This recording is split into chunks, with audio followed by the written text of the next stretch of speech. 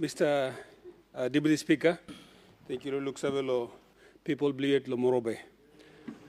Mr. Deputy Speaker, before I raise my series of questions, I'd like to congratulate the newly elected member for Day and his people. That seat has been quite vacant for some time, and he comes on board with a lot of experience in his background as a lawyer, and we look forward, from my party as well, we look forward to working with him as we go through this parliament. Mr. Deputy Speaker, my question without notice is directed to the Minister for Defence and National Services as well. And I'd like the Police Minister, CIS Minister, and Prime Minister to take note of my serious questions. I raise my series of questions in my capacity as a leader of this House and also a national leader, and at the same time a leader of a political party, having led a crop of leaders in this House gearing towards the elections that are coming up next year. Now this question is a question of national importance. Mr. Speaker, I think most of our leaders in this House will agree that the Defence Minister has been doing a tremendous job, which all of us can agree to the work that is brought in, the energy and his level of energy into this field. And the force in many times, as we've been complaining, has been breaking down and discipline in administration, and we acknowledge those efforts done by the good minister. Now, my question is a series of questions relating to the new recruitment that has been done. As we know, Mr. Deputy Speaker, Papua New Guinea, we must accept that Yumi tribal country, meaning that whether you like it or not, pasin bla look savel on one talk sa stop. Na one talk, na tribe, na talk place, na culture, that dynamism am still stop. And at the same time, as most speakers in this House have acknowledged in many of the speeches, questions, statements, both here and outside, that we live in a fragile country that is the most diverse in the world, language, culture. So, Mr. Speaker, my question is in relation to the recruitment process that has happened, and there's a couple of videos floating around as to seeing overgrown men that have miraculously turned back time and seem to be 18-year-olds or 19-year-olds now participating, or not just participating, but having been accepted and now undergoing the first lot of training. Now, Mr. Acting Speaker, country Blumi got 4 region. Insulas la 4 region, sample region and Bigpla. Sample region Mibla Lilik, sample and Big Lick through. Now, at Ogre time, I think Prime Minister has mentioned this a couple of times, and also all Prime Ministers before that, you must try and keep him this regional balance at all times. Because time you broke him the regional balance, passing below one talk system but come inside. My question to the Minister, can you tell this House as to what, number one, what process you may use him? Was it an online selection for us to get new recruits into the Defence Force, which is in charge of national sovereignty and security of our borders? So what was the process? You may deploy him, accept him, or new play intake, or come inside, number one. Was it an online process? Was it a manual process? If it was an online process, who was in charge of the online process? Because there claims to be discrepancies in the way, and a disproportionate number of individuals are claimed to be in one particular or 2 particular regions, which is very dangerous for national security and long-term stability. So number one process you may deploy him. Now if I'm manual, who said go past the manual? If I'm online, who said review this online process? Number 2, criteria you may use him, plenty of clear some criteria, or young months ago. Or young man don't know kela. Na ino papa, na ino married. Also come up a defense officer and go inside.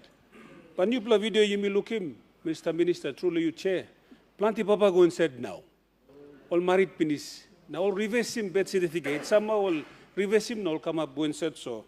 How did that happen? How did that happen? And can you assure this House, if that has happened, are we going to stop the process to review? or by me laremem go through. Number 3 question below me. Yumi got all partner stop. Kind of some Yumi signing agreement on them Australia pinis. Now Yumi signing on them US defense pinis. Now at some instance, I think this House generally agreed that, and the former police minister, who was the works minister, agreed that recruitment for CIS, police and the defense would be outsourced to development partners so that time is up, minister law, police, minogan putimogara finsafen gunselo police. There must be fair regional balance. Number 5 question. Can you, Minister, assure this House that you will table the list that has been accepted to the intake for next year? Because, number 1, you block a member, you block stop liya, or angel no makim yupla, man na miri makim yupla, lo kam sinan liya. Na yumi time yumi go next year election, you ba senap and you'll be a victim or a recipient of a government institution that will try to run a process to bring you back here. So it's a general concern where as people elected leaders too must cut. So can you bring to this House list of names of recipients of people accepting penis who are intake now listed for intake, and where they come from, their province, their district, their correct age, na face photos, so immigrant looking face na looking. Kind of some now rugby league, some lamans are forever 25 law, CV law. So immigrant looks have who said them true young plaman go inside, now who said on plaman where photoshopping face blame. Go inside of some Brad Pitt na go inside the defense force. So this list, Minister, can you assure us that you will table in this honorable House as soon as you can a list so that we can be assured that the process has been transparent, has been clear, and the integrity of the process is protected at all times, because allowing that to happen, and if we fail, Mr. Speaker, next year in Parliament, and these people, if all, if they are not qualified, if they don't meet the age limit, if they don't have the physical, tributes for it, now want to put them will go. They will not be loyal to the independent state of Papua New Guinea. They'll be loyal to whoever put them in. So that loyalty will be questioned at all time when they discharge their national functions. Honorable Governor, I understand that you took almost about 7 or 8 minutes on your question, so I know you have already asked the question, so if the question is already been asked, can you allow for the Minister to... Thank you. Last one, can you assure us, as I said in my last question, can you assure that you will bring a list for our benefit so the people of Finchafen, the people of Makam, can be comfortable that we've selected national defense force people and not from, these so-called discrepancies that exist now. So thank you, Mr. Speaker. The Honourable Minister for Defence.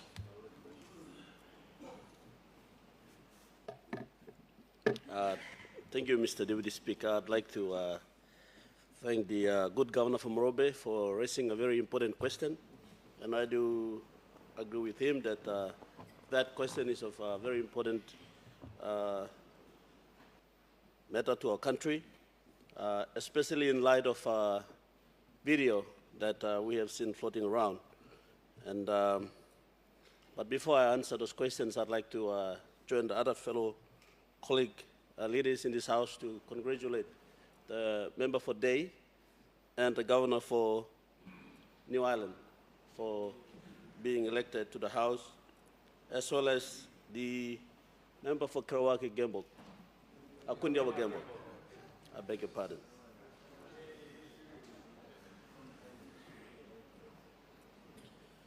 All right, firstly, on the process, on what process was being deployed to do the recruitment.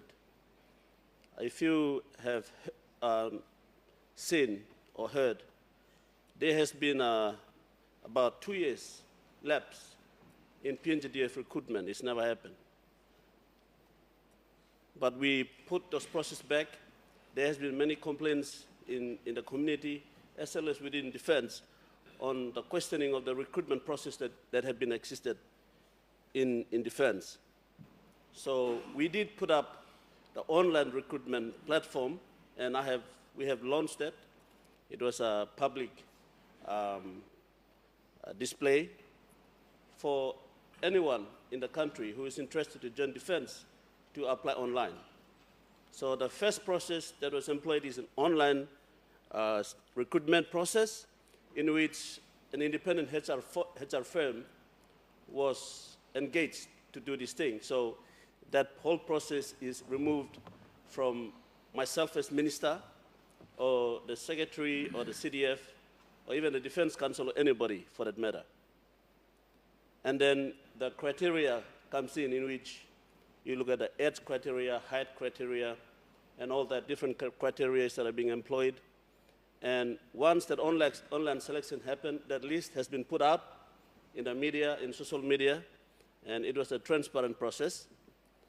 And once that has happened, the shortlisted group were interviewed physically, and then they went through a series of tests, including psych tests, medical tests, etc., until the final list of, I think, 300 was made, and they were sent to Golden River Training Depot.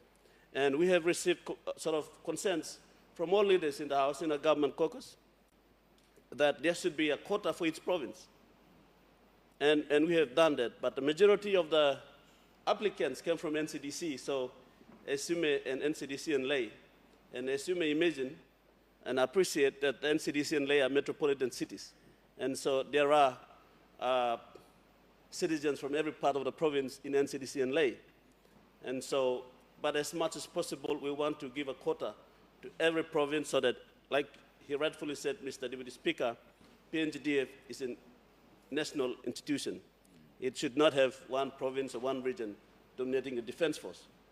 And so that efforts have been put in place, and I can assure the House and the good Governor for Morobe that that process has been employed and there has been allocated. There are some provinces that don't apply, so we can't force them to apply.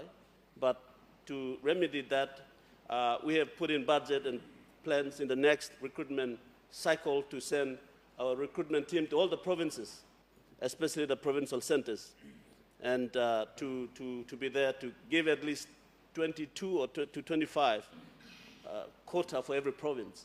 So I urge all the leaders to make sure that the young people who want to join Pngdf, we support them to come to the main centers once the next training cycle happens, which would be around July, August. I think I've mentioned or answered a question on the outsourcing of the recruitment. To table the list will be made clear and public on how many people were recruited and where they are from. So that's not a big issue. And like I said, because we have not gone to all the provinces and recruited directly from the province, there will be some mismatch. And there are some provinces like, I think, Western Province and Gulf, Manus, they have not so much interest. But we will try our best to make sure that there is an equal quota for each province in the next recruitment cycle, and those will be made public as we have done in this recruitment cycle. On the video that's floating around and concerns that some of those who went down to the Golden River Training Depot are old, I'd like to make it very clear in this House that that person that is on the video is a third-year UPNG student. He's not an old man, so sometimes we judge too quickly. They said don't judge a book by its cover.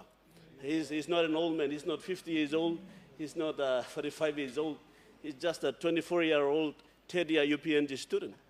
And so when we bring this kind of information in respectable houses like that, we need to verify those kind of information and not based on rumors and hearsays. And there's a lot of online bullying going on, and I'm very concerned about this. And I have asked the CDF to investigate the recruitment officers at Golden River Training Depot who have unprofessionally. There's a lot of vulgar swear words in that video that the governor is referring to, and I don't know if that's normal, and I've asked the CDF if that's normal or not, and he said the frog march is normal, but the swear is not. And so those are being investigated. I want to reassure the Deputy Governor